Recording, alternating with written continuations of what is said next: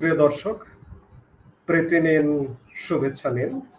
আপনাদের সামনে হাজির হয়েছি আমি একা নয়, দ্বৈতভাবে। আমার সঙ্গে মুখোমুখি হয়েছেন আজকে মনোজ দাস বলছি।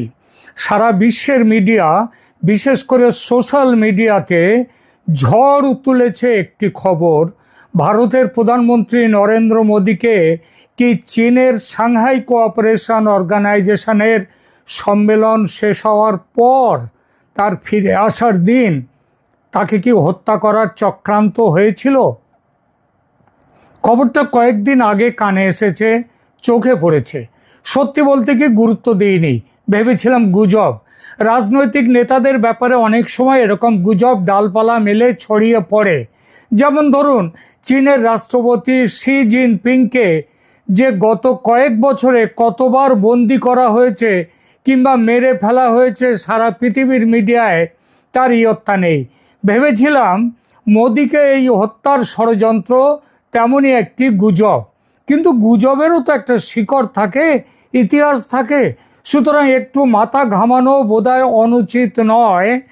আর যখন আমাকে ভাবিয়ে তুলল যে জাপান এবং চীন সফর সেরে ভারতে ফিরে এসে সেপ্টেম্বরের 2 তারিখে দিল্লিতে সেমিকন ইন্ডিয়া 2025 সামিটে নরেন্দ্র মোদীর ভাষণের ওই বিশেষ অংশটি, সেখানে নরেন্দ্র মোদী নিজে কি ইঙ্গিত দিচ্ছেন, কি বলতে চাইছেন, একবার নিজের কানে শুনে নিন।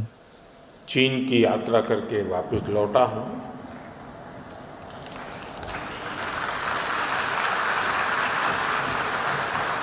आप गया था इसकी ताली बजा रहे हो कि आया हूँ इसकी ताली बजा रहे हो?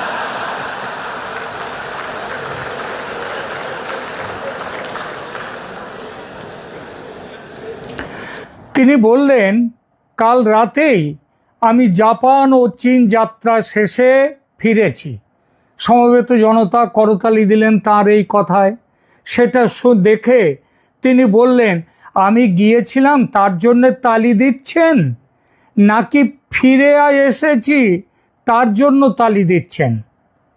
কৌতুক করে কথা বলতে নরেন্দ্র মোদী ভালোবাসেন, কিন্তু যখন তিনি একথা বললেন তখন তার গলায় কিংবা তার বডি ল্যাঙ্গুয়েজে আদৌ কৌতুক ছিল না। কেন এভাবে একথা তিনি বললেন? সেদিন সে সময় কেউ একথায় আদৌ গুরুত্ব দেয়নি, কিন্তু তারপর দিন যত গড়িয়েছে তত নতুন নতুন তথ্য উপাত্ত বেরিয়ে আসছে এবং মোদীকে হত্যার ষড়যন্ত্রটি যে আদৌ গুজব নয় এমন সম্ভাবনা ক্রমশ প্রবল হয়ে উঠেছে। এখনকার আলোচনায় এই বিষয়টি নিয়ে 2-4 কথা বলবো। দেখব প্রথমে চীনে কি ঘটেছিল ঘটনাটা, কেন মোদীকে হত্যা করার চক্রান্ত, কারা ধরে ফেললো সেই চক্রান্ত, ধরার পর কি করলো, মোদী কিভাবে বেঁচে গেলেন, এক এক করে বলবো। শেষে বলবো এই ষড়যন্ত্রে কে বা কারা জড়িত। এসসিও সম্মেলন মানে সাংহাই কোঅপারেশন যে কনফারেন্স চলাকালীন 1 সেপ্টেম্বর রাশিয়ার প্রেসিডেন্ট ভ্লাদিমির পুতিনকে, মানে সেদিন শেষ হয়ে গেছে তাদের ফেরার দিন, সেই দিন 1 সেপ্টেম্বর রাশিয়ার প্রেসিডেন্টকে তার গোয়েন্দারা খবর দেন তাদের কাছে অত্যন্ত গুরুত্বপূর্ণ কিছু খবর এসেছে এবং তারা বিশেষ কিছু অসঙ্গতি এবং ভয়ানক জিনিস তারা লক্ষ্য করতে পাচ্ছেন। তার মধ্যে একটা হচ্ছে তারা আমেরিকান সিক্রেট সার্ভিসেস, সেই সার্ভিসের একজন এজেন্টকে খুব সন্দিগ্ধজনকভাবে দেখতে পেয়েছেন চীনের ওই টিয়ানানজিনে। তারা সন্দেহ করছেন সম্মেলনে আগত বিদেশি রাষ্ট্রনায়কদের কাউকে হত্যার পরিকল্পনা আছে। প্রেসিডেন্ট পুতিন জানতে চান কাকে হত্যার পরিকল্পনা বলে তারা মনে করছেন। তাদের উত্তর আসে নরেন্দ্র মোদীকে, ভারতের প্রধানমন্ত্রীকে। এই কথা শোনার পর প্রেসিডেন্ট পুতিন সাথে সাথেই এক সিদ্ধান্ত নিয়ে নিলেন। তিনি তার নিজের লিমুজিন কার নিয়ে চলে যান মোদির হোটেলে। মোদীকে খবর দেয়া হয় যে পুতিন তাকে নিতে এসেছেন, হোটেলের নিচে অপেক্ষা করছেন। ওরা দুজন একই গাড়িতে যাবেন, কারণ প্রেসিডেন্ট পুতিনের কিছু জরুরি কথা আছে নরেন্দ্র মোদির সঙ্গে।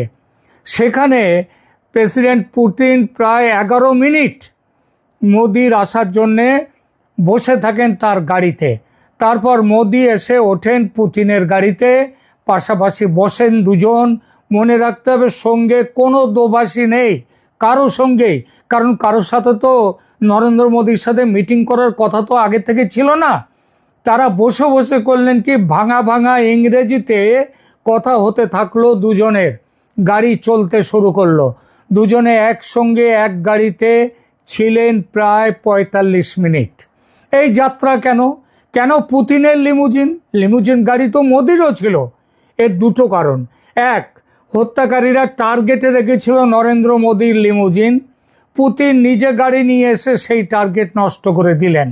দ্বিতীয়ত, পুতিনের লিমুজিন গাড়ি শুধু বুলেট প্রুফ নয়, যে কোনো আক্রমণ, এমনকি মিসাইল দেখেও ক্ষতি করা যাবে না পুতিনের লিমুজিনের। কাউকে বিন্দুমাত্র সন্দেহ করার সুযোগ না দিয়ে পুতিন এভাবে হঠাৎ এসে মোদিকে রক্ষা করবেন, এ কথা সম্ভাব্য ঘাতকরা ভাবতেই পারেনি। দুই দেশের দুই রাষ্ট্রনায়ক এভাবে 45 মিনিট ধরে এক গাড়িতে কোনো দোভাষী ছাড়া বৈঠক করতে পারেন, এটাও কেউ ভেবে উঠতে পারেনি, পারা সম্ভব নয়। রাশিয়ার গোয়েন্দারা প্রেসিডেন্ট পুতিনকে ষড়যন্ত্রের খবর দিয়েছেন, কিন্তু এই ষড়যন্ত্র ধরে ফেলার মূলে কিন্তু ভারতের নিজস্ব গোয়েন্দা সংস্থা R&AW বা বা রিসার্চ অ্যান্ড অ্যানালিসিস উইং। তারা তার আগের দিন মানে 31শে আগস্ট ঢাকার দি ওয়েস্টিন হোটেলের 808 নম্বর কামরায় এই ষড়যন্ত্রের যিনি ফ্রন্টম্যান টেরেন্ট আরভেল জ্যাকসনকে খতম করে দিয়েছে তার একদিন। কে এই জ্যাকসন? তিনি ছিলেন ইউএস আর্মির first special forces command airborne, তার একজন কমান্ড ইন্সপেক্টর জেনারেল। 20 বছরেরও বেশি তিনি সেনাবাহিনীর চাকরি করেছেন। অথচ ঢাকা পুলিশ শুধু নয়, ঢাকার ইউএস এমবাসি পর্যন্ত তার পরিচয় দিচ্ছে ব্যবসায়ী বলে। কিসের ব্যবসা এই জ্যাকসনের? কেউ জানে না। এই বছরের এপ্রিলে তিনি প্রথম বাংলাদেশে আসেন, 4 মাস ছিলেন। এই 4 মাসে ঘন ঘন একাধিকবার গিয়েছেন চট্টগ্রাম, কক্সবাজার, সিলেট এবং লালমনিরহাট। এই সমস্ত জায়গায় হলো সন্ত্রাসী করিডর এবং ক্রস বর্ডার ট্রাফিকিং রুটসের গায়ের ওপরে এই জায়গাগুলো। তার মানে জ্যাকসনের পোশাক থাকতো 9 লাইন অ্যাপারেল, যা কিনা আমেরিকার স্পেশাল ফোর্সেস অফিসারদের ইউনিফর্ম। ইনি বাংলাদেশ আর্মি অফিসারদের মিলিটারি ট্রেনিং দিয়েছেন একান্ত গোপন জায়গায়। ভারতের গোয়েন্দাদের কাছে খবর তিনি শুধু আর্মির অফিসার নয়, তিনি সন্ত্রাসবাদীদেরও ট্রেনিং দিয়েছেন। তাহলেই বুঝুন তিনি কেমন বিজনেসম্যান। সবচেয়ে বড় প্রশ্ন তার নিহত হওয়ার পর যা ঘটেছে তাই নিয়ে। তিনি যে সাধারণ কেউ নন, ব্যবসায়ী, সেটা স্পষ্ট। গুলশান পুলিশ স্টেশনের অফিসার ইনচার্জ হাফিজুর রহমান সরাসরি বলেছেন পুলিশকে পোস্টমর্টেম অটোপসি পরিচালনা করার অনুমতি দেয়া হয়নি এবং আমেরিকান এমবাসি দ্রুত তার শরীর এবং সমস্ত তার জিনিসপত্র নিয়ে চলে গিয়েছিল, তার দেহ নিয়ে আর সব জিনিসপত্র নিয়ে। 3টি বড় সুটকেস, ল্যাপটপ এবং ম্যাপস, মানচিত্র এবং কেসেস, তারা সব কিছু ইউএস এমবাসি একেবারে ঘটনার পরদিন, সেই দিন রাত্রে মারা গেছে, সকালে এসেই সমস্তগুলো বাজেয়াপ্ত করে নিয়েছিল, কনফিসকেট। রুম নম্বর 808-এর সমস্ত উপাদান এমবাসি দ্বারা কর্ডনড অফ করে নিয়ে যাওয়া হয়েছিল।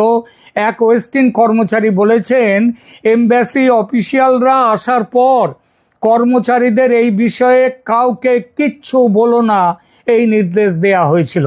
কেন অটোপসি হয়নি? এটি অত্যন্ত অস্বাভাবিক। একজন বিদেশি নাগরিক, তার মৃত্যু সাধারণত 3য় দেশে হলে সম্পূর্ণ পরীক্ষার প্রয়োজন হয়। এটি কেন হয়নি? এই জন্যই হয়নি যে বাংলাদেশ সরকারও এই ষড়যন্ত্রের অংশীদার ছিল। জ্যাকসনের গল্প এখানেই শেষ নয়, মরার পরেও আলাদা আলাদা গল্প দেয়া হয়েছে আমেরিকা যুক্তরাষ্ট্রের পক্ষ থেকে। তিনি জীবিত এবং আমেরিকায় আছেন এটা বলেছে স্বয়ং ইউএস আর্মি স্পেশাল অপারেশনস কমান্ডের মুখপাত্র।